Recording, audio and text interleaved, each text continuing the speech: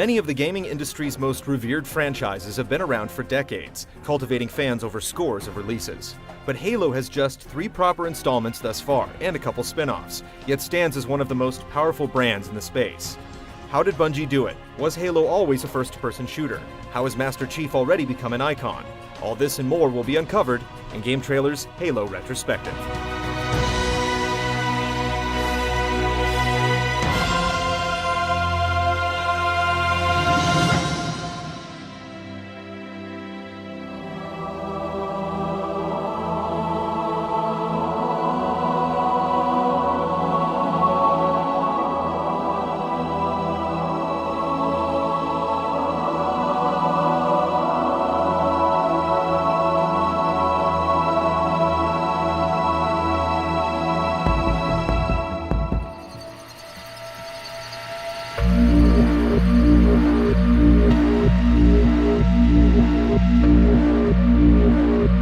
Bungie Software Products Corporation was formed in 1991 by computer game enthusiast Alex Seropian to publish Operation Desert Storm, which sold a whopping 2,500 copies. These modest sales were enough to support another project, so Alex helped fellow University of Chicago alum Jason Jones port his Apple II RPG Minotaur: The Labyrinths of Crete to the Apple Macintosh in 1992. Raised on Macs, Jones helped Alex and Bungie in the relatively open and small market.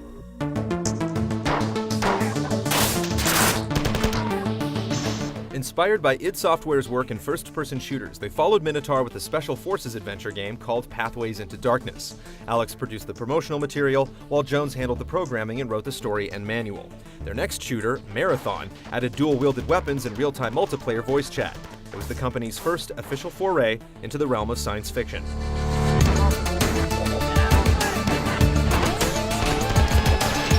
Marathon proved to have the endurance for a trilogy, following the initial release in 1994 with Durandal in 95 and Infinity in 96.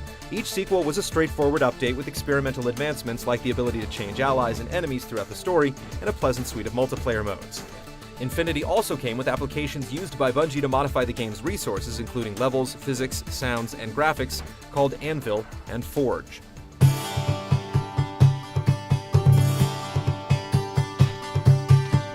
Anxious to try new genres, Bungie's next trilogy focused on real-time strategy in a cross-platform venture called Myth: The Fallen Lords. It was released in 1997, the same year Bungie unleashed Marathon on the PC in a trilogy compilation. Myth removed the resource restrictions present in RTS generals like Warcraft and Command & Conquer, focusing the experience more on tactics. The game's success allowed for Bungie West to be opened in San Jose, California. The studio began work on an anime-inspired third-person action game that would eventually be called Oni.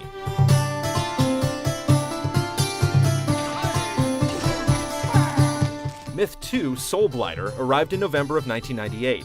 It was ported to Linux, received positive reviews, but ended up cursing Bungie in foreign markets.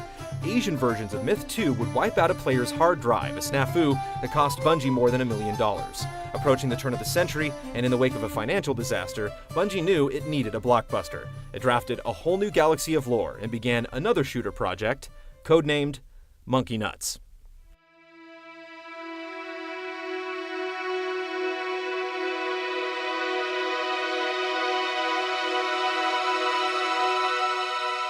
So we are starting to see some great games come back to the Mac, but this is one of the coolest I've ever seen. This game is going to ship early next year from Bungie, and this is the first time anybody has ever seen it. It's the first time they've debuted it. And we're going to see, for the first time, Halo. After 2 code names, Halo was first called by its ultimate title on July 21st, 1999 at the Macworld Conference. Jason Jones was introduced by then interim CEO of Apple, the late Steve Jobs. The demo that followed featured music by Marty O'Donnell, who had composed scores for Myth and Myth 2. O'Donnell, a big fan of Marathon, had left his company Total Audio to work full-time for Bungie. Halo's an action game, so you'll be able to play it by yourself. Even better, be able to get on the internet, play it with your friends online. Our multiplayer games can be heavily focused on cooperative team play rather than playing as an individual.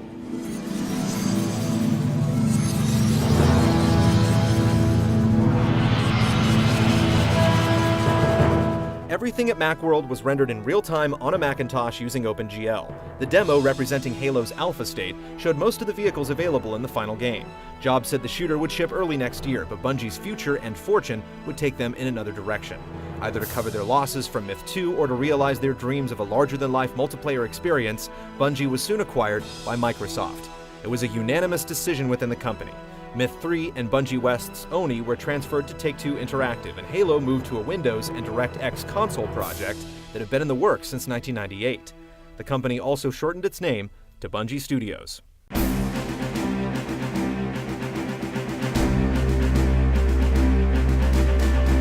Halo re-emerged on Microsoft's first video game console, the Xbox, at E3 2000. It was a month before the official announcement of Bungie being purchased, yet the developer deployed a near 10-minute demo of a clearly updated game. It was an open-world third-person shooter with vast hills, barking officers, and roaming herds of creatures. Marines straight out of James Cameron's Aliens took on lizard-like monsters called the Covenant. The creatures were designed by environmental artist Paul Russell and seemingly inspired by John McTiernan's Predator. Movie references like these would appear multiple times throughout the franchise. The full trailer premiered in PC Gamer magazine 3 months later.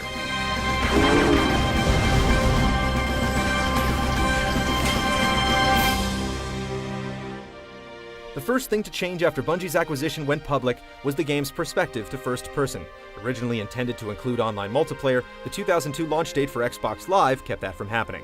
Of the 14 games on display at GameStop in 2001, Halo was unquestionably the most anticipated, showcasing a flyby of the island map silent cartographer. Halo returned to E3 in 2001, where it was announced as an Xbox launch game for November of that year.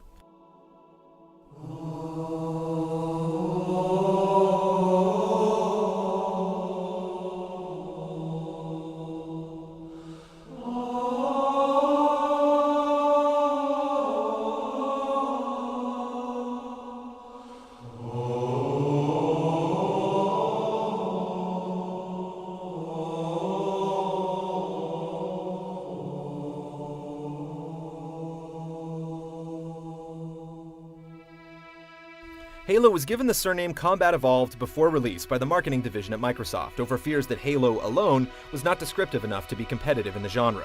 Both single and multiplayer modes put the player in command of a Spartan II, an elite biologically engineered soldier able to wield both Marine and Covenant weaponry. Players created profiles to change their name and color in competitive modes, but the campaign storyline followed a very specific green-plated Spartan, Master Chief.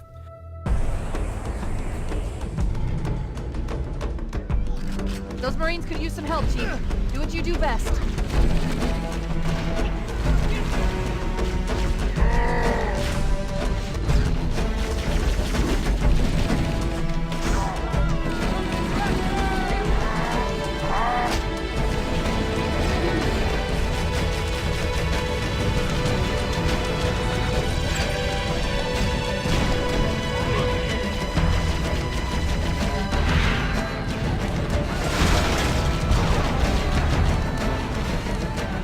Single player covered 10 missions, beginning and ending on the space cruiser Pillar of Autumn. The titular ring world crumbled after the Autumn was sacrificed in a nuclear explosion. The Chief was guided through each confrontational waypoint by the savvy and sentient Cortana, a projected AI construct that hitched a ride in the Spartan's helmet. The Covenant found something, buried in this ring, something horrible, and now they're afraid. Halo obliterated sales records at the time. It sold 1 million copies in 5 months, selling 1-to-1 with 50% of all Xbox purchases. To date, it sold somewhere over 5 million, and at the time, it made LAN parties something cool to attend. Some people were able to sneak online through nefarious means, but most had to wait until it was released for the PC in September of 2003. The port was handled by Gearbox Software, the studio responsible for the Half-Life expansions, bringing Gordon Freeman to the PS2, and eventually birthing Brothers in Arms. Co-op was removed, but maps, weapons, and modes were added as a consolation. Staying true to its legacy, Bungie made sure Halo made it to Max 3 months later.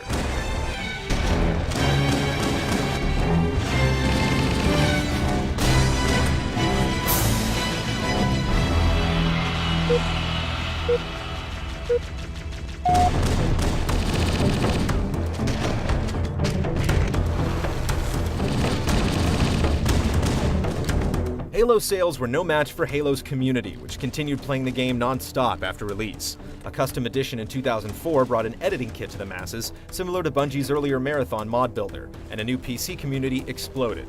Halo's success was felt across the entire industry, and the anticipation for a sequel announcement didn't take long to build.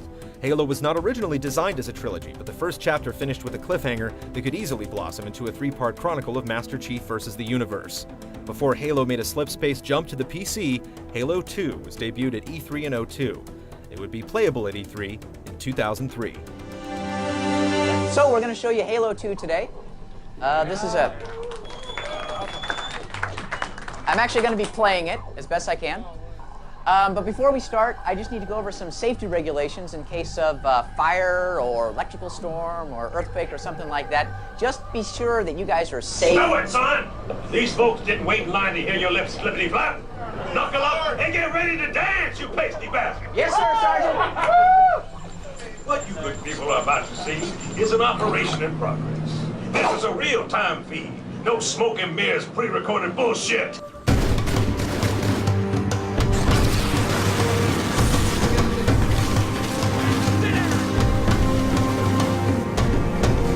During the 10-minute E303 demo, the Chief dual-wielded machine guns, manned a turret on an AI-driven Warthog, hijacked a Covenant Ghost, and took out a Phantom Assault ship. Minds were collectively blown. The experience seemed primed to overtake the original, but once the party was over, Bungie realized it just had a demo and not a piece of the final product. The bar it set with the 2002 announcement trailer was proving to be unrealistic, and something had to give.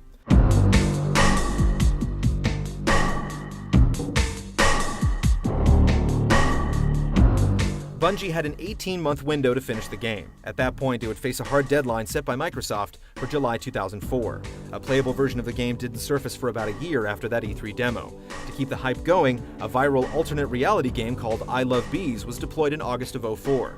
3 million people participated in the unique publicity stunt, and the event won both a Game Developer's Choice Award and a game-related Webby. But the best advertising in the world can't sell a game that doesn't exist, and the artists began referring to the release as a white light at the end of a tunnel barreling down on them. The sequel represented a lot of aspirations the first game didn't have time to achieve, but also led to a good deal of wishful thinking that had to be pared back before going gold.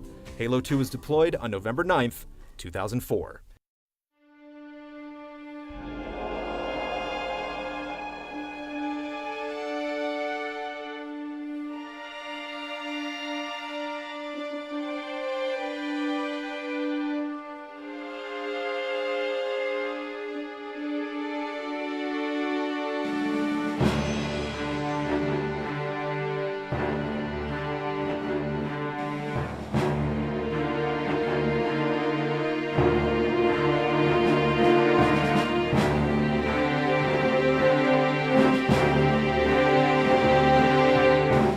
Halo 2 saw the original's 10 playable levels and raised it to 14.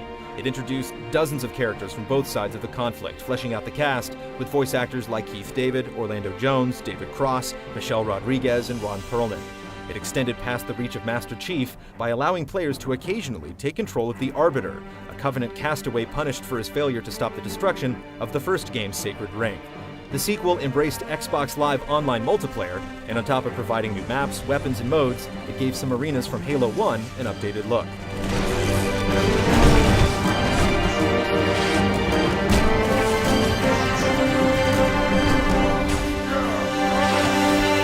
Check your targets, watch the crossfire.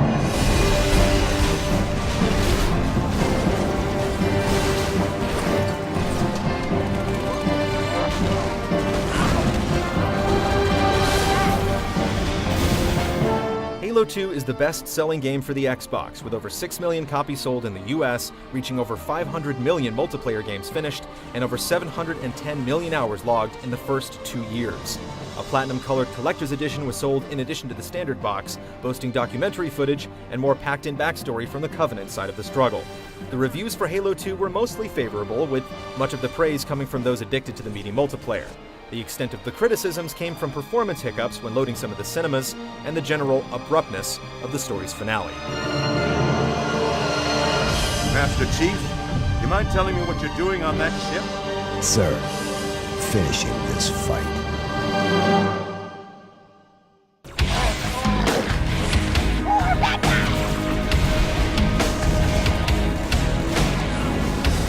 Hoping to boost its new operating system, Vista, Microsoft ported Halo 2 to the PC exclusively for the OS.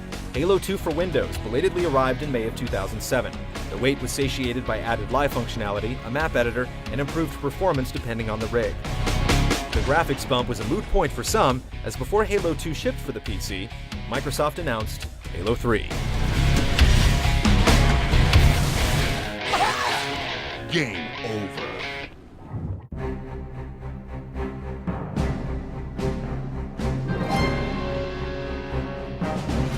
In our next index of Halo history, the trilogy ends on the Xbox 360 and shows a whole new generation that finishing the fight was just the beginning.